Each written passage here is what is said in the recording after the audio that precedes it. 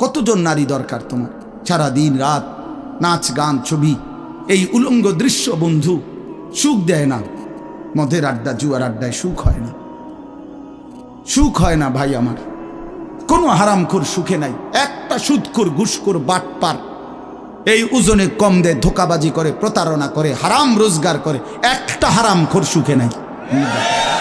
আমি চ্যালেঞ্জ করলাম, একটা সুদখোর কিস্তিখোর হারামখোর সুখে নাই, একটা নেশাখোর জুয়ারি সুখে নাই, সুখে নাই। বেপর্দা নারী একটাও সুখে নাই, একটাও না, একটাও। রূপ যৌবনের ফেরিওয়ালা, রাস্তায় ফেরি করে যারা, নিজের যৌবনের নিজের রূপের এই অসৎ নারী কোনোদিনও সুখ পায় না। সুখ সুখ সুখ শান্তি, তৃপ্তি, দিলের স্বস্তি, অন্তরের প্রশান্তি আল্লাহর কসম আল্লাহকে মানার মধ্যে, সেজদার মধ্যে। হাদিসে আছে আল্লাহ তাআলা বলছে, বান্দা তুমি যদি আমার বন্দেগীর জন্য সময় দাও, আমি ওয়াদা দিলাম মালাতু সাদরাকা গিনান, আমি তোমার অন্তর ধনী বানিয়ে দেব, দিল খুশ করে দেব। হ্যাঁ হ্যাঁ, প্রয়োজনে থাইকো কুড়ে ঘরে, চাটাইয়ের মধ্যে থাইকো, তারপরও আমি আল্লাহ দিল খুশ করে দেব। এই জন্য গুনার মধ্যে তৃপ্তি নাই, আল্লাহর নাফরমানির মধ্যে তৃপ্তি নাই। সবাই ছেলেরা, ভাইয়া, অনেক ছেলে মাশাআল্লাহ, অনেক নওজোয়ান। প্রিয় ভাই, তুমি ফিরে আসো, তুমি নামাজ পড়ো, তুমি নামাজ পড়ো, তুমি আল্লাহকে রাজি করো। মোবাইলের আড্ডা, জুয়ার আড্ডা, নারীর আড্ডা ছেড়ে দাও। যে চাহিদা আল্লাহ দিছেন, আমি প্রতিদিন বলি ভাই, এই বলতে বলতে ক্লান্ত হয়ে গেছে।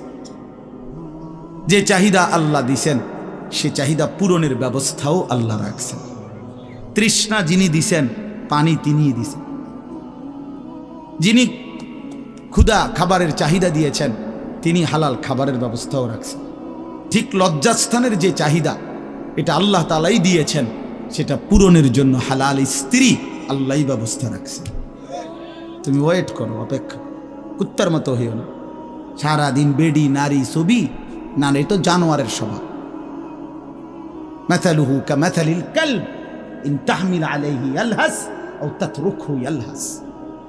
আল্লাহ বলছেন নাফরমান কুত্তার মতো। সরাসরি কোরআন শরীফের আয়াত।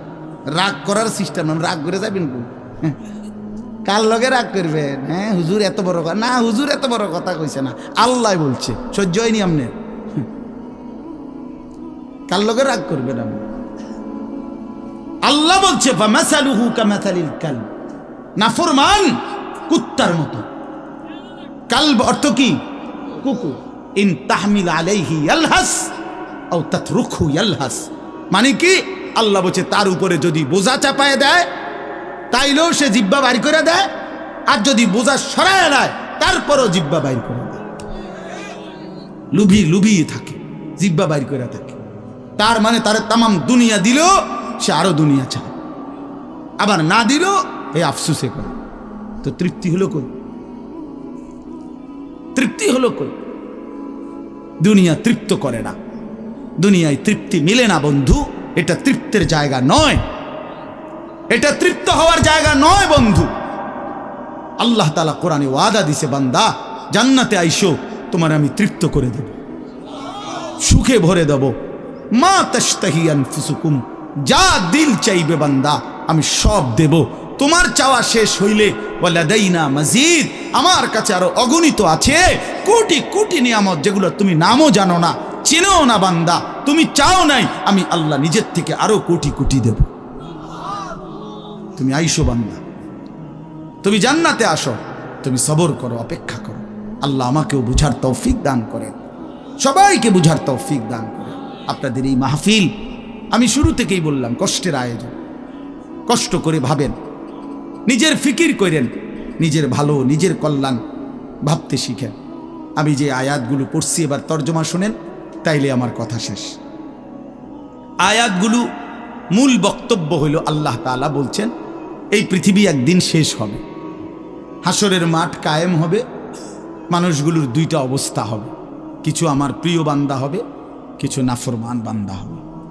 আল্লাহ তাআলা এই কথাটা খুব গুরুত্ব দিয়া কোরআনে বুঝাইছে, বান্দা এই রং রসের এই সৌন্দর্যময় পৃথিবী তোমার কাছে যত লোভনীয়ই মনে হোক, আকর্ষণীয় মনে হোক, তবে এটা নিশ্চিত যে তুমিও থাকবা না, দুনিয়াও থাকবে না। এই কথাটা মনে রাখো বান্দা। এটা যদি মনে রাখতে পারো তো জিন্দেগি সুন্দর হবে, জীবন সুন্দর হবে। এই জন্য কোরআনুল কারীমে আল্লাহ তাআলা খুব এই কথাটা বুঝাইতে চাইছে, বান্দা এই এত সুন্দর পৃথিবী দেখে তুমি যতই বিমোহিত হও, মুগ্ধ হও, তো মনে রাখো এটা থাকবে না। আমি একদিন ভেঙে ফেলব। ইজাস সামাউন ফাতারাত, আসমান ভেঙে চুরচুর হবে। বা ইদাল কাওয়াকিবুন তাসারাত, তারকারাজি খসে খসে পড়বে। পাহাড়গুলো উঠতে থাকবে তুলার মতো। ওয়াতাকুনুল জিবালু কাল ইহনিল মানফুস ওয়া বুসাতিল জিবালু বাসসা, পাহাড়গুলো তুলার মতো উঠতে থাকবে। সাগর নদীর পানিগুলো টকবক করে উতরাইতে থাকবে। মা তার কোলের বাচ্চাকে ছুঁড়ে ফেলে দিবে। গর্ভবতী নারীর বাচ্চা নিজে নিজে বের হয়ে যাবে। সব মানুষ পাগলের মতো মাতালের মতো হয়ে যাবে। ইসরাফিল ফু দিবে। জমিনের মধ্যে ভূমিকম্প শুরু হবে, বিকট শব্দে আওয়াজ হবে। আল কারিআতু মাল কারিআ। আল্লাহ তাআলা এই কথাগুলো বহুভাবে বহু আয়াতে বুঝাইতে চাইছেন। বুঝাইয়া বলছেন, বান্দা একদিন তুমিও শেষ হবা, আমার এই সৃষ্টি জগৎ শেষ হবে, হাসরের মাঠ কায়েম হবে। তো এখানেও আল্লাহ তাআলা বলছেন, কাল্লা ইদা দুক্কাতিল আরদু দাক্কান দাক্কা। সাবধান বান্দা, মনে রেখো এই জমিন একদিন চূর্ণ বিচূর্ণ হয়ে যাবে। কি হবে বলেন না? ওইখানে একটা কথা আছে, লম্বা কথা। অতুহিব্বুনাল মালা হুব্বান জাম্মা। আল্লাহ তাআলা বলেন, বান্দা দুনিয়ার মাল আর সম্পদের ভালোবাসাটাকেই তোমরা খুব গভীরভাবে দিলের মধ্যে বসায় লাইলা। তবে মনে রাখো, দুনিয়াকে তুমি যত ভালোবাসো, যত মজবুত করো, যত বিল্ডিং, যত ফাইলিং, যত মজবুতই হোক না কেন, এটাই মনে রাখো আমি আল্লাহ এই জমিন, এই সৃষ্টি একদিন ভেঙ্গে চুরে তছনছ করে ফেলব, চূর্ণ বিচূর্ণ হয়ে যাবে। কাল্লা ইদা দুক্কাতিল আরদু দাক্কান দাক্কা। এরপরে হাসরের মাঠ কায়েম হবে। তো হাসরের মাঠের দৃশ্যটা আল্লাহ তুলে ধরছে যে হাসরের মাঠ কায়েম হবে, মানুষগুলো সব দাঁড়ানো থাকবে, আদম থেকে ইসরাফিলের ফু পর্যন্ত। এই দাঁড়ানো অবস্থায় আল্লাহ তাআলা বলতেছেন, ওয়াজা রাব্বুক। আল্লাহ তাআলা মহান আল্লাহ পাক, তিনি তার শান অনুপাতে হাসরের ময়দানে উপস্থিত হবেন। ওয়াল মালাকু সাফফান সাফফা। কোটি কোটি ফেরেশতা সারিবদ্ধভাবে লাইন ধরে দাঁড়াবে। চারদিকে কোটি কোটি ফেরেশতা, মহান আল্লাহ পাক উপস্থিত, আর মানুষগুলো সব দাঁড়ানো। এই কল্পনা করে হাসরের মাঠ। এবার কি হবে? আল্লাহ বলেন, ওয়াজি আয়াউমা ইদিন বিজাহান্নাম। এই অবস্থায় ফেরেশতারা জাহান্নামকে ৭০,০০০ আগুনের শেকল দিয়ে টেনে হাসরের ময়দানে উপস্থিত করবে। মানুষগুলো সচক্ষে জাহান্নামকে দেখবে। জাহান্নাম একটা বিকট তারা আগুনের গর্জন, তীব্র আগুনের যখন একটা গর্জন উঠবে, আল্লাহর কসম নবী বলছে, পুরা হাসরবাসী তখন চিৎকার দিয়া বলবে, ইয়া রব্বি নাফসি নাফসি, আয় মাওলা আমাকে বাঁচান, আমাকে বাঁচান। এই প্রথম হাসরবাসী কথা বলবে। তাফসিরে আছে, হাদিস, মানে প্রথম চুপচাপ দাঁড়ায় থাকবে, কিন্তু জাহান্নামকে যখন দেখবে, জাহান্নামের চিৎকার যখন শুনবে, তখন পুরা হাসরের ময়দানে চিৎকার উঠবে, ইয়া রব্বি নাফসি নাফসি, আল্লাহ আমাকে বাঁচান। নবী সাল্লাল্লাহু আলাইহি ওয়াসাল্লাম বলেন, আল্লাহ তাআলা ফেরেশতারা যেন দেখায় দিবে ইব্রাহিম আলাইহিস সালামকে, ওই যে আপনার ছেলে ইসমাঈল, তার ব্যাপারে কিছু বলবেন। ইব্রাহিম আলাইহিস সালাম বলবেন, ইয়া রব্বি নাফসি নাফসি, এই মাওলা আমাকে বাঁচান, আমাকে। ওর বিষয়টাও দেখো। ইয়াকুব আলাইহিস সালাম, ওনার ছেলে ইউসুফ আলাইহিস সালাম, এটা সেই ছেলে 40টা বছর দুনিয়াতে যার জন্য উনি কাঁদছিলেন। ফেরেশতারা বলবো, ওই যে ইউসুফকে দেখা যায়, তার ব্যাপারে কিছু বলবেন। ইয়াকুব আলাইহিস সালাম বলবেন, ইয়া রব্বি নাফসি নাফসি, এই মাওলা আমারে বাঁচান, আমার। ওটাও বুঝো। অজি আয়াউমা ইদিন বিজাহান্নাম। জাহান্নামকে হাসরের ময়দানে আনা হবে বন্ধু। বিষয়টারে তুমি আমি খামখেয়ালি মনে করো না বাপ। এতগুলো কোরআনের আয়াত মিথ্যা হইতে পারে না। ১৬ লক্ষ নবী রাসূল, আদম থেকে নবী সাল্লাল্লাহু আলাইহি সাল্লাম, সমস্ত আম্বিয়া কেরাম চিল্লায়া উম্মতের দুয়ারে দুয়ারে গিয়ে আখিরাতের কথা বলছে, কবরের, হাসরের। এগুলো ভুল হবে কেন? মিথ্যা হবে কেন ভাইয়া? প্রতিদিন যে মানুষগুলো কবরে যায়, তুমি কি দেখো না ভাই, এই মানুষের মৃত্যু, লাশ, কবর তোমার কিছুই মনে করায় না? জলজ্জান্ত যে মানুষটা তোমার আমার চোখের সামনে হাঁটতো, চলতো, ফিরতো, খাইতো, ঘুমাইতো, দোকান করতো, বাজার করতো, কত কথা বলতো, আজ এত মানুষ জানাজায় উপস্থিত, কতজন কত কথা বলতেছে, কিন্তু খাটিয়ার ওই লাশ, সে তো আর কথা বলে না,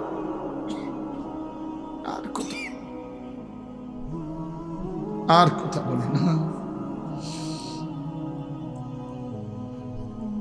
আমি তো আমার বাবার লাশ দেখছি, আমার বাপ সারা জীবন দেখতাম, আব্বারে দেখছি, আমি বুঝাওয়ার পরে সারাক্ষণ বলতো আমার সময় নাই, সময় নাই। আমার মসজিদ, আমার স্কুল, যে বাবারে দেখতাম ফজরের পর থেকে রাত 11 দৌড়াইতেন, শুধু ব্যস্ত ছিল, সেই বাপ একদিন স্তব্ধ হয়ে গেছে। মৃত্যু বাবাকে একদিন থামায় দিছে বন্ধু। আমার মামির জানাজা পড়ছি আমি 2-3 দিন আগে, আমার জ্যাঠার জানাজা পড়ছি আমি কয়দিন আগে। আমার চোখে দেখা সেই জ্যাঠা, আমার মামা, আমার মামি, ওরা আজকে কোথায় চলে গেল? তুমি কি কোনো লাশ দেখো নাই? কেমনে এত লম্বা সময় নামাজ না পড়া থাকে ভাইয়া? 365 দিনে, খোদার একটা বছরে। এই যুবক, আমি যদি তোর জন্য কাঁদতে পারতাম, 1 বছর কোনো দিন যুবক, কোনো দিন ফজরের নামাজ পড়লা না, হায় হায় মুসলমানের বাচ্চা, এত বড় বেঈমান কেমনে হইলা? কেমনে হইলা ভাইয়া?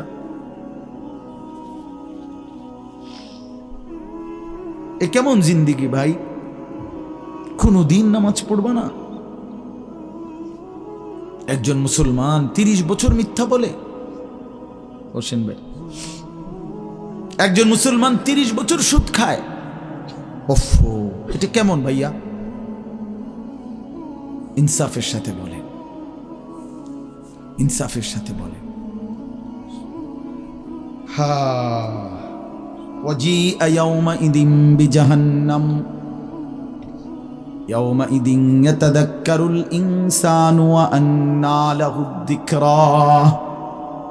রব্বুল আলামিন বলেন, নাফরমান জাহান্নামের দিকে তাকিয়ে তার পুরা জিন্দেগীর সব কথা মনে পড়বে। ওয়া আন্না লাহুদ যিকরা, কিন্তু আল্লাহ বলেন, বান্দা মনে পড়ে বলো না, কি লাভ হবে? বুঝে তো আসবে বান্দা, মনে তো পড়বে সব, কিন্তু লাভ কি হবে বলো? কি লাভ হবে? ইয়াকুলু ইয়া লাইতানি কদ্দামতু লিহায়াতি, নাফরমান তখন বলবে, হায় আফসুস, ইয়া লাইতানি, হায় আমার আফসুস, মন্দ কপাল, আমি যদি দুনিয়ার হায়াতে থাকতে আজকের এই আখিরাতের জন্য কিছু পাঠাইতাম।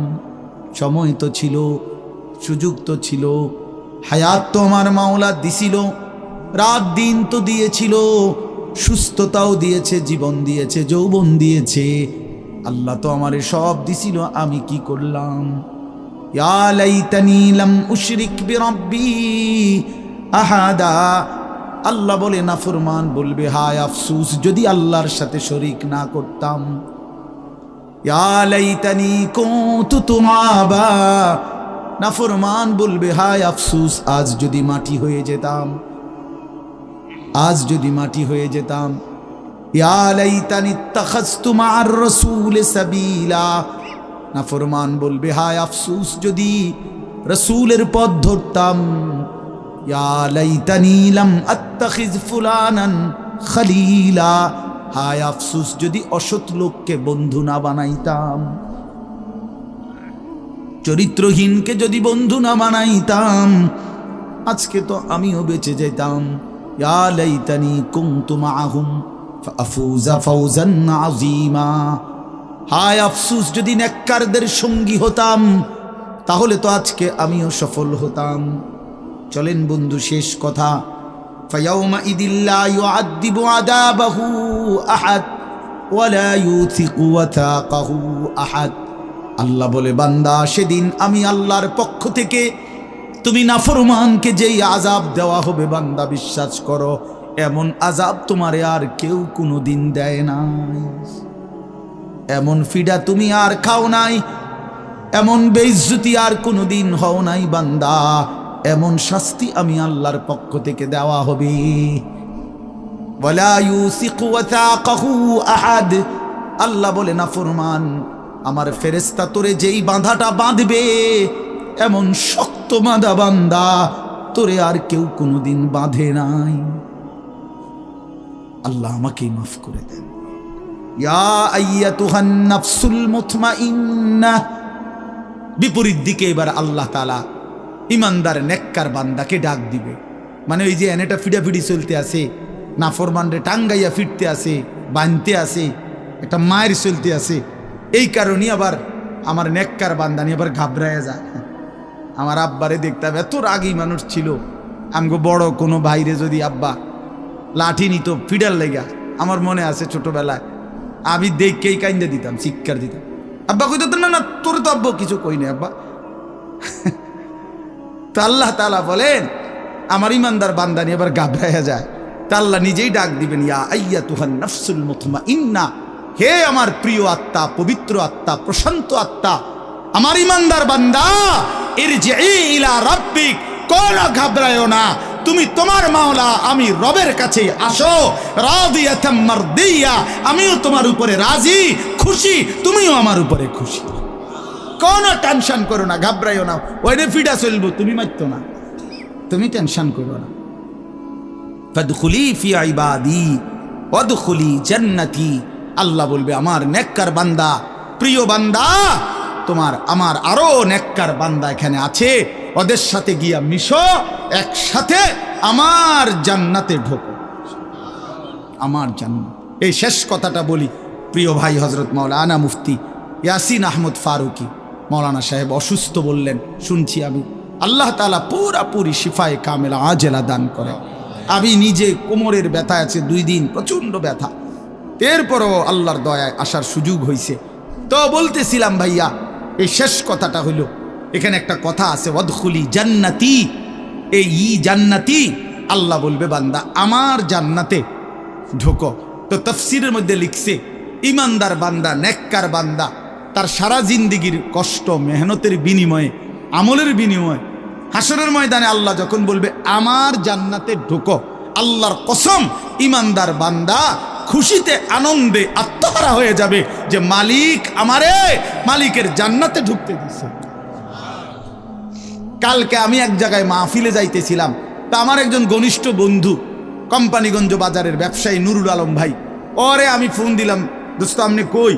কয় আমি তো যাওয়ার জন্য রেডি হয়েছি। আমি বলছি না না, আপনি আমার গাড়িতে যাবেন, আপনি আমার গাড়িতে যাবেন। তো এই কথা বলাতে সে খুশিতে আনন্দে, আর বলেন কি হুজুর আমার আপনার গাড়িতে নেবেন? আমি হ্যাঁ আমার গাড়িতে আপনি যাই, এ কথা বলাতেই খুশি হয়ে গেছে সে। তো রব্বুল আলামিন যখন বলবে বান্দা তুমি জান্নাতি, আমার জান্নাতে ঢোকো, বান্দা বলবে মালিক আমি সব পাইয়া লাইছি, আমি সব পাইয়া লাইছি। এই জন্য ইনশাআল্লাহ কেউ না উঠি, ছেলেরা ভাইয়া তোমরা উঠো না বাপ, দয়া করে সবাই মেহেরবানি করে আমাদের প্রিয় ভাই হযরত মাওলানা মুফতি ইয়াসিন আহমদ ফারুকি দামাত বারাকাতুহুমুল আলিয়া, তার জবান থেকে নসিহত শুনে দোয়া করে এরপরে আমরা যাওয়ার চেষ্টা করো। আল্লাহ তাআলা সবাইকে ভালো করেন, প্রত্যেকেই নামাজের ফিকির করি, 5 ওয়াক্ত নামাজ পড়লে ইনশাআল্লাহ জিন্দেগি সুন্দর হবে। মোবাইলের আসক্ত যুবক ছেড়ে দাও, নারীর আসক্তি ছেড়ে দাও, যেটুকু প্রয়োজন মোবাইল ওটুকু প্রয়োজনীয় হালাল কাজে ব্যবহার করো, কোনো মানা নাই বন্ধু, কিন্তু হারামের কাজে গুনাহের কাজে জিন্দেগিটা নষ্ট করো না বন্ধু, দুনিয়াও আফসোস হবে, আখিরাতেও আফসোস হবে। আল্লাহ তাআলা আমাদের প্রতিটা সন্তানকে কবুল করেন। প্রিয় ভাই তোমরা বসো ভাইয়া, যে কতক্ষণই শুনো বসো না ভাই, এই নওজোয়ান ভাই বসো, চাই আর এমনি ব্যাটকে মানে কারে কয় বুঝে,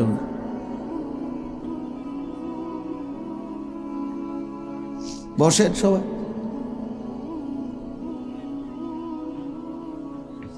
আল্লাহর কথা বসে শুনতে হয়, আল্লাহর কথা জুতা খুলে শুনতে হয়, আল্লাহর কথা আদবের সাথে শুনতে হয়, আল্লাহর কথা সর্বোচ্চ মনোযোগ দিয়ে শুনতে হয়, তাইলে জিন্দেগি বদলায়।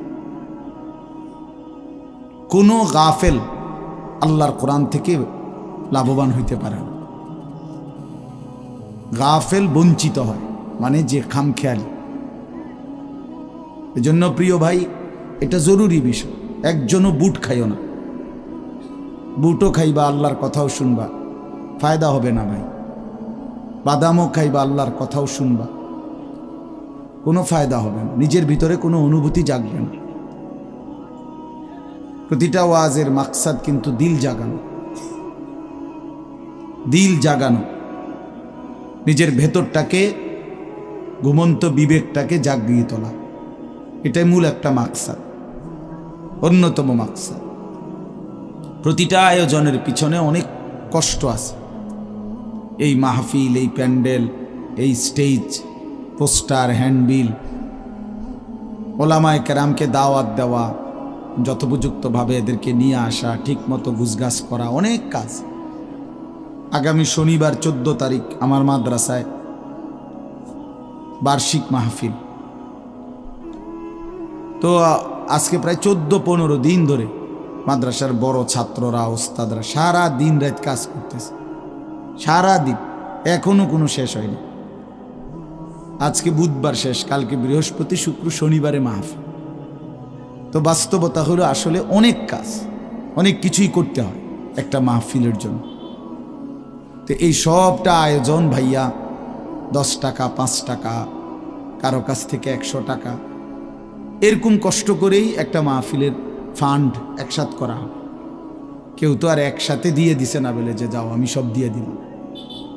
তাইলে এই সবটা কষ্টের আয়োজন বুঝি এই 10 টাকার বুটের জন্য শেষ হয়ে যাবে, এটা কথা হলো।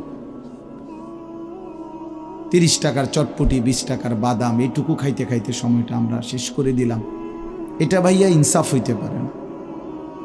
এতটা কষ্টের আয়োজনের মধ্যে এই সামান্য বুট, বাদাম, চটপটি, বেলুন, ফটকা, এতটুকু দিয়ে এত কষ্টের ইন্তজাম নষ্ট করে দেওয়া, এটা জুলুম ছাড়া আর কিছু, অন্যায়। এটা অন্যায়। কোরআনুল কারীমের মধ্যে আছে, আল্লাহ তাআলা বলেন, কুল মা ইনদাল্লাহি খায়রুম মিনাল লাহবি ওয়া মিনাত তিজারা। হে নবী, আপনি বলেন যে হে আল্লাহর বান্দারা, তোমাদের জন্য আল্লাহর কাছে যা আছে তা তোমাদের এই তামাশা দুনিয়ার এবং ব্যবসা, আয় উপার্জন, এর চাইতে অনেক উত্তম, অনেক উত্তম। 3 ঘন্টায় বেচা কিনায় যা লাভ, একটি সিজদায় তার চাইতে কোটি কোটি গুণ বেশি লাভ। তোমার সারা দিনের বেচা কেনায় যা মুনাফা, আল্লাহকে একবার ডাকার মধ্যে তার চাইতে কোটি গুণ বেশি মুনাফা। এই জন্য এটা বহুত কথা বলো না। এই ভাই, 2টা চাটাই বিছাইতে গেলে এতগুলো কথা বলো কেন?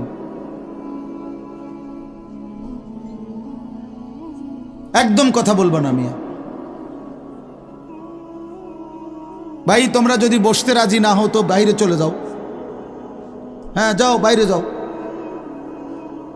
2-4 জন গাফেল না শুনলে কি হইছে?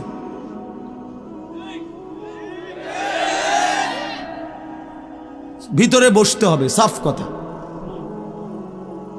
যার দরকার বসবে না সে বাইরে ঘুরুক, অসুবিধা। বাইরে বুট আছে, বাদাম আছে, চটপটি আছে, বন আছে, চা আছে, ভিজাই খাইব চা দিয়ে। ফালতু। এই জন্য ভাই এটা জরুরি, আমি এ ব্যাপারে শক্ত। আল্লাহর কথা দিল দিয়ে শুনতে হয়, আল্লাহর কথা মনোযোগ দিয়ে শুনতে হয়। যাদের হাতে মোবাইল, আমার অনুরোধ ভাইয়া, এই হাতে ধরা মোবাইলগুলো নামায় ফেলো, ভালো হবে। আমি অনুরোধ করলাম, এটা ভালো হবে। আল্লাহর কথা আমাদের চোখের দিকে তাকাইয়া শুনলে এতে ফায়দা বেশি হবে। এই মোবাইল ধরে রাখলে জেহান ইন্তেশার হয়, মানে দিল বিক্ষিপ্ত হয়, অন্তরের মধ্যে থাকে যে মোবাইলে উঠতেছে কিনা, তো মনোযোগটা থাকে মোবাইলের দিকে। মোবাইলে তো উঠছে, কিন্তু আমার নিজের জন্য কিছু হলো না, তো কি ফায়দা হলো ভাই? মোবাইলে ওয়াজের কোনো অভাব নেই। আমাদের এক এক বক্তার ওয়াজ হাজার হাজার, সবাই, সব বক্তাদের ওয়াজে আছে মোবাইল, আছে না? অজস্র অগণিত। পৃথিবীতে একটা সুই পড়লেও ওগুলো মোবাইলে উঠায় ফেলে। তো কাজেই এটা কোনো আশ্চর্য কিছু না। 1 কোটি ওয়াজও যদি কারো মোবাইলে থাকে, এটা আখেরাতের মুক্তির জন্য, পরকালের জন্য ন্যূনতম কোনো ফায়দা আনবে। দেখার বিষয় হলো নিজের মধ্যে কি আমি কিছু নিলাম কিনা। তা আমি এই জন্য বললাম যে মাকসাদ নিজের ভিতরে বিবেক জাগানো, দিল জাগানো। এটাই যদি না হয় তো মানুষ জমছে ঠিক আছে, বক্তাও আসছে, মাহফিলও হইছে, কিন্তু সবাই সবার মতো যার যার মতোই আসছে আর গেছে, তাইলে কোনো লাভ হলো না। যা আয়োজনই হলো কতগুলো টাকাই খরচ হলো।